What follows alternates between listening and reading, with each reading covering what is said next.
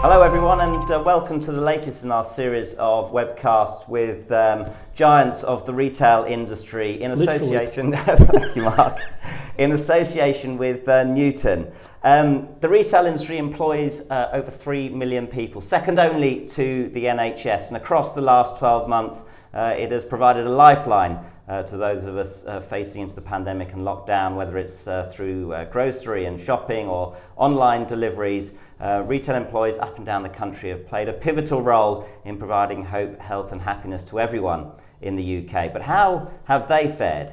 How has the added pressures, the added responsibility, having to be at work on the front line affected their mental health? Well, I'm delighted to be joined by Lord Mark Price, the founder of WorkL, the former MD of Waitrose, Deputy Chairman of the John Lewis Partnership and former Secretary of State for Trade and Investment. Alongside Retail Trust, WorkL have produced a report into the well-being, the happiness of retail colleagues up and down the country to try and take a real benchmark of how retail businesses are winning or indeed losing the battle for their people and their health. Mark, welcome.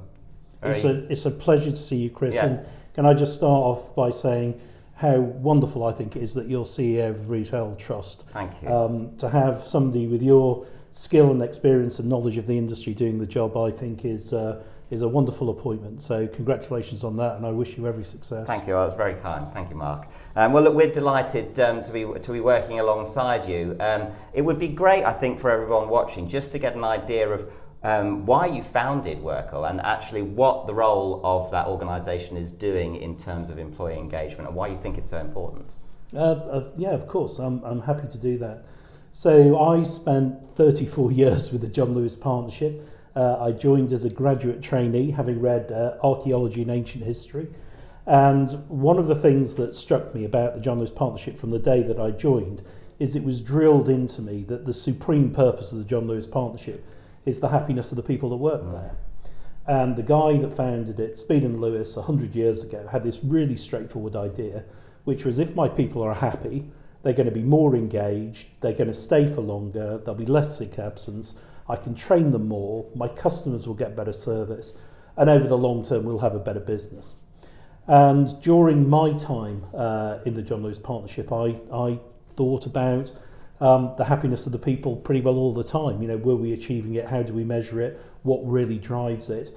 I was fortunate enough to go to a number of business schools, and there's increasing academic evidence, which has been around now for probably 20 years, that says that if you have an engaged and happy workforce, your earnings per share are higher, your productivity is higher, and your profitability is higher.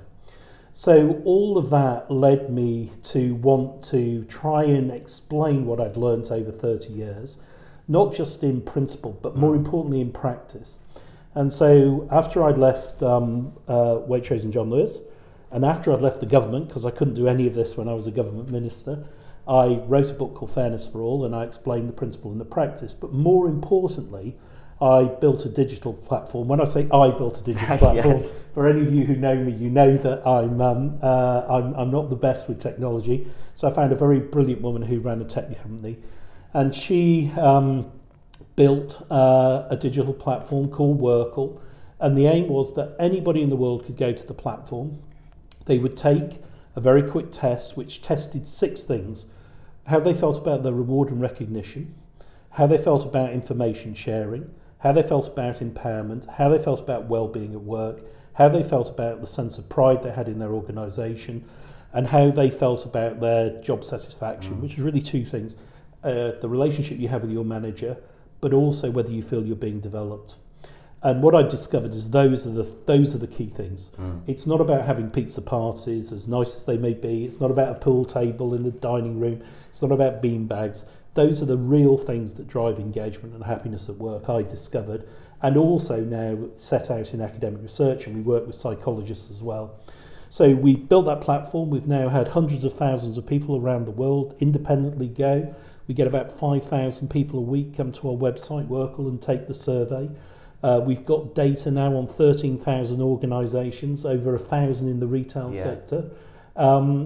And we've got data on 26 sectors. So what that's enabled me to do is have this amazing insight into how people are feeling every day about their work. And also, as well as helping individuals, we now work with a whole host of companies. In the retail sector, we work with Morrisons and Fortnum and Masons and Iceland, a whole host of other brilliant companies. Fantastic. And what we try to do is to help individuals be happier at work and more engaged at work. That's our goal. Yeah. So it's a nice thing to be able to say you go and do every day. Absolutely, absolutely. And of course, so diving into the report now and the research that we discovered on the retail sector over the last 12 months, I guess a big flag then, given what you've just explained and how important is it, that we've seen retail drop from 4th to 12th in terms of the lowest of many of the occupational groups in the UK in terms of its happiness of its people over the last 12 months. What has driven that, do you think, and what should the sector do about it? Well, I mean, COVID has been the primary factor. There's a lot of structural change anyway in retail, and so what we were seeing was that in our survey work, retail, to some extent hospitality, were already towards the lower end of the rankings. You get industries like technology at the top, so there are these big differences. But if you were to just look at retail, what you would see is that against those 6 areas I talk about, they score below the average. Right. They score below the average, particularly on well-being, particularly around job satisfaction. And there are 1 or 2 other areas which I could pick out, but I won't. I just want to focus on those 2. So in terms of well-being, we ask a question about, do you feel anxious about your work, anxious or depressed? And what we see there is retail workers have scored very poorly. In fact, they're at about 60% average score, right, whereas elsewhere it's 68, 69. There's a big difference. Yeah. There's a very big difference. And then from that, we measure something around the well-being risk. And the way we do that is that there are 4 questions in our survey that are all related to well-being, whether you feel happy at work, whether you're happy with your working relationship, whether you feel the organisation cares for you, and this question about anxiety. And we put those together, and then we look at how many people in an industry are scoring below 6 out of 10 or 60%. Now in retail, that's over 30%. So over 30% of the retail workforce are saying that they, or we would regard them, the NHS would regard them as being at some kind of well-being risk. The average is 23. Okay. So retail sits well above the rest. In terms of D&I, diversity and inclusion, retail does really, really well. We've got a D&I index, and what that says, there's a minus score of 8.7, retail's minus 3. Okay. So the good news is that on all the D&I issues, retail's done really well. Yeah. On the well-being issues, retail is doing really poorly comparatively. And so when you start to think about, well, why is it doing well? Clearly for people who have been anxious about going into work in COVID, they've been key workers, many. People are worried about the impacts on the sector of closures of shops and restructuring. And that's all fed into a real anxiety, and it covers all age groups. So our data clearly says that well-being is an issue, whether you're looking at the percentage of people that are at risk or whether you're looking at the absolute figures on well-being in retail compared to other sectors. Interesting. And so part of the report, the bit that some of the trust conducted was an in-depth interviews with something like 20 HRDs around the country to try and gauge the response over the last 12 months to some of the issues that you've highlighted. What became apparent is there's been a lot of hard work that's been going on behind the scenes by people teams up and down the country, Yep. but actually a lot of that has been quite tactical, and that there's still a big gap between that tactical work and making the well-being of people within the sector a strategic priority within the organisation.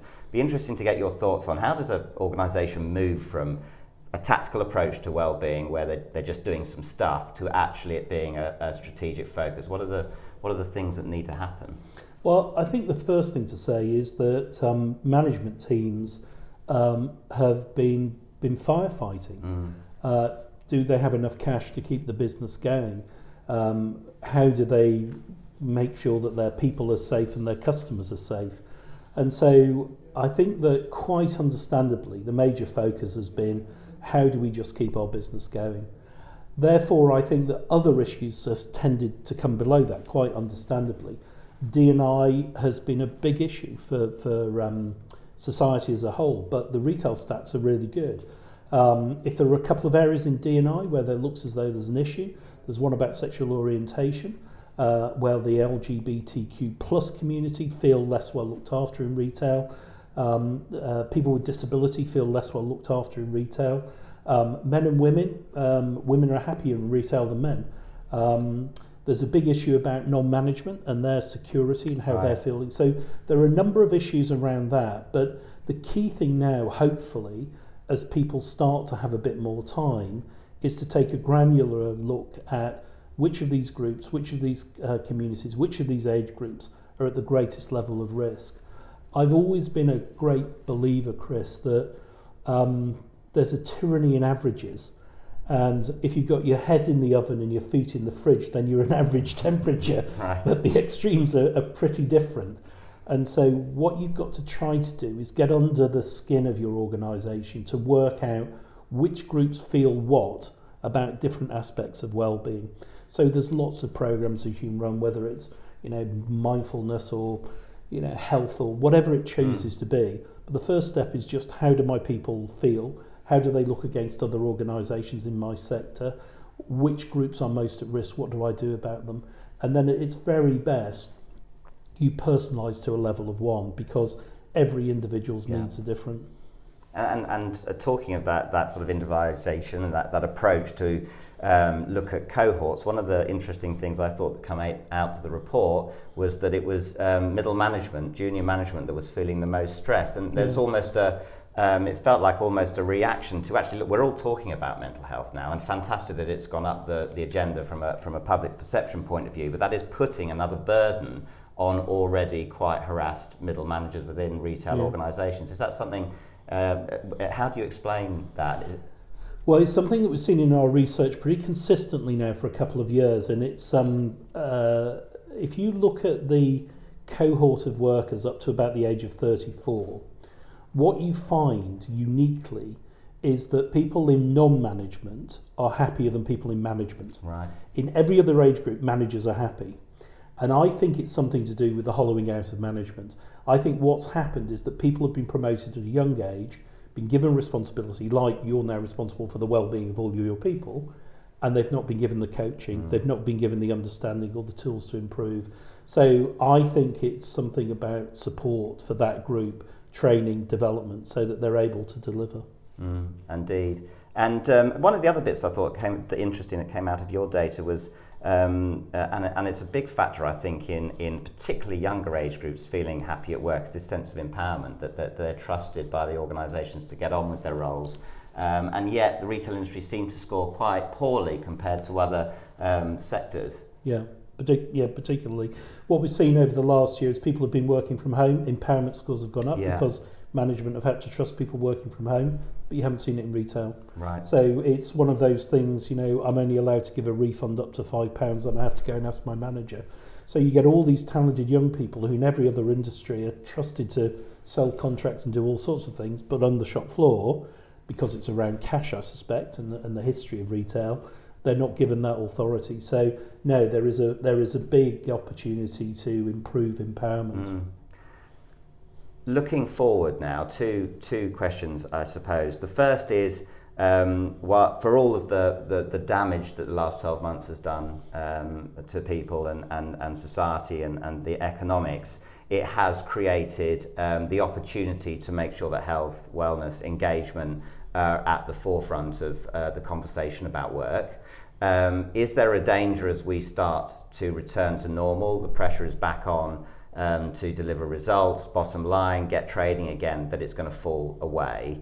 And then the second is there anything in your data that suggests that you can see any challenges for the sector over the next 12, 24 months as we go back into something like normality? So if I start with your second question first, the biggest challenge is flight risk. So we look and we monitor flight risk in the working population in our survey. There are four lead things that tell us whether people are going to stay or leave a company. We do exit surveys with companies, so we're really clear on the drivers, and they are the relationship you have with your line manager, your pay, career progression, and whether you enjoy the job you do. And two of those, the first two, are the most important. So what we're able to do is look at those questions, look at the number of people that score below 60%, and we know from all the exit survey work we've done with companies that there is a very high proportion of those that are going to go. If you look at the flight risk number overall at the moment, it's about 23%. If you look at retail, it's 29%. Wow. So one of the big things that's working through at the moment is well-being is less good in retail, and we always see a correlation between well-being and then flight risk. People are saying, you know, my mental health is compromised, I'm not enjoying this, I'm going to go. And so I think one of the big challenges is going to be in recruitment, and there'll be a focus on trying to retain your very best people, and then making sure you recruit people in who are going to be genuinely additive to the way that your business operates. So yeah, I think that's going to be the biggest challenge. I don't think D&I is going to go away. I think diversity and inclusion will become a bigger issue. I think that it will shift from ethnicity, where our results say good work is being done. On gender, good work is being done, although there's some issues about well-being for women. They've struggled more. But LGBTQ community, the disabled community, non-management community, they're all at risk in terms of feeling included. So I would put a focus there. Fantastic. Mark, thank you ever so much for joining us, and thank you ever so much for collaborating with the Trust on this project, which I hope really starts to keep this conversation at the top of people's agenda as we start to return to something like normal over the next few months. Thank you again for joining us. We're delighted to help you in any way we can. Brilliant. Thank you.